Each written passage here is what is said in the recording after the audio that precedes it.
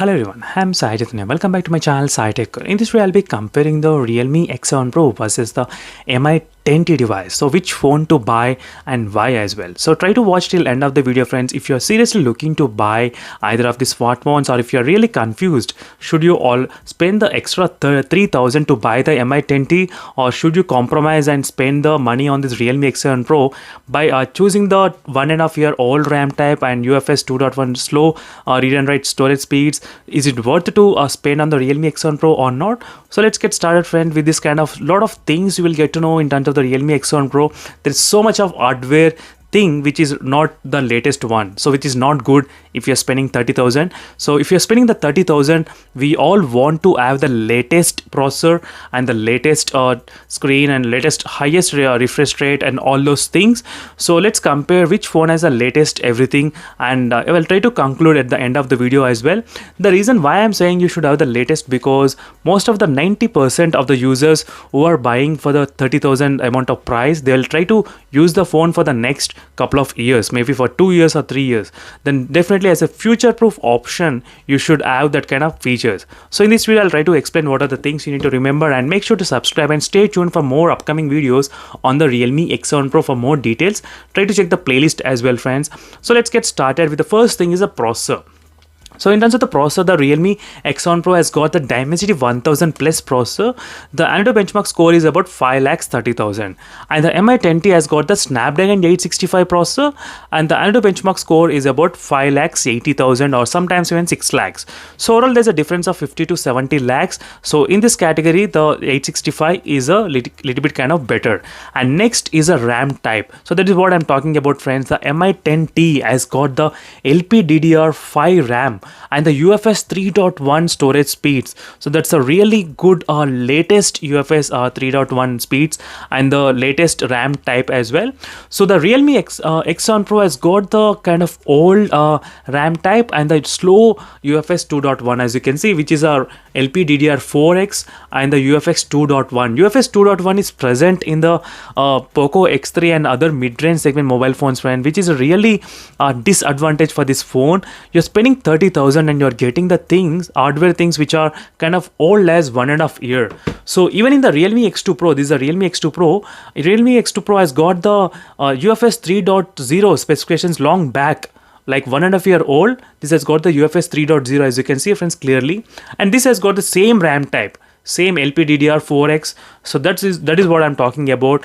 You as a future proof option, if you want to buy and spend that kind of money, better buy the MI 10T device or other smartphone which has the latest configurations of the RAM.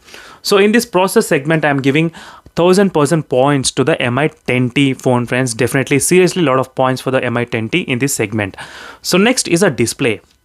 So in terms of the display, there are one advantage for this phone and one advantage for this MI 10T. So advantage for the MI 10T is that having the 144Hz refresh rate. So as a future-proof option, I'll try to mention this term future-proof every time now and then. So as a future-proof, 144Hz refresh rate is a really good advantage.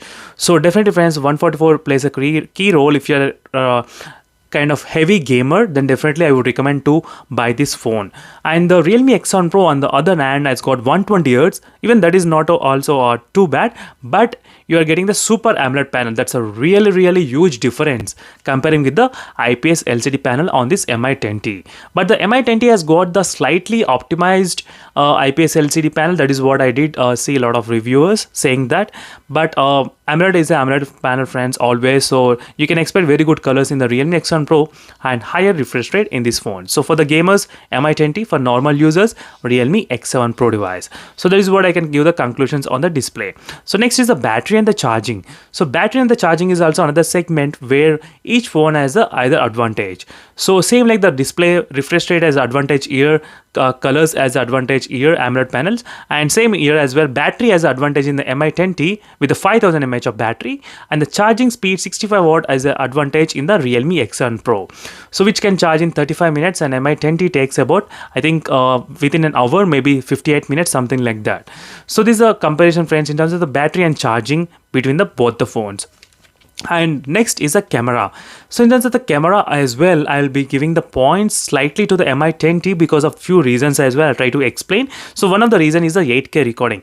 I do know a lot of users, they'll definitely say 8K recording is not good in this phone. It's a kind of blurry and it's not at all usable. So trust me friends, I did use the 8K video from the Poco F2 Pro long back. I did use that kind of phone. I think I did sell that kind of phone, friends. I did a couple of videos explaining 8K as well. The quality is really good in that phone. I'm not sure about this particular model, but 8K videos are really good recorded in the Poco F2 Pro. I did feel same happening here, but don't rely on the 8K because video stabilization is not good in the 8K as well. You need to remember that. But overall, the camera is really kind of same in between the both the phones. The Realme X7 Pro has advantage of having the better night mode photography, which is called the nightscape from the Realme. That is what I did observe in this Realme X7 Pro. That's a advantage in this phone. So in terms of the camera segment, both phones are kind of okay. So I'll be giving the draw points for the both phones. So next is a build quality.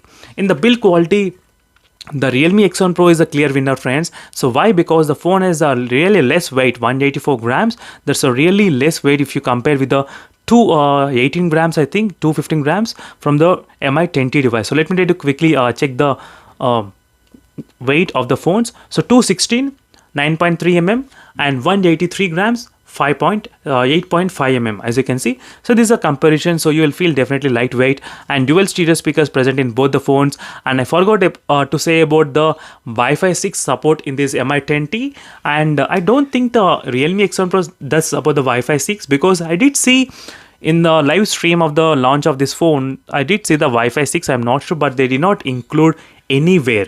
Wi-Fi 6 is not included anywhere, but Mi10T has included the Wi-Fi 6, as you can see. So these are the few differences, friends, between the both of the smartphones. I think I did cover maximum between the both phones, and both phones are having the same kind of 5G connectivity, and slow motion 960 FPS is recorded, and 960 FPS is not recorded slow motion in this Realme X7 Pro. So maybe with the future update, it might be able to get fixed.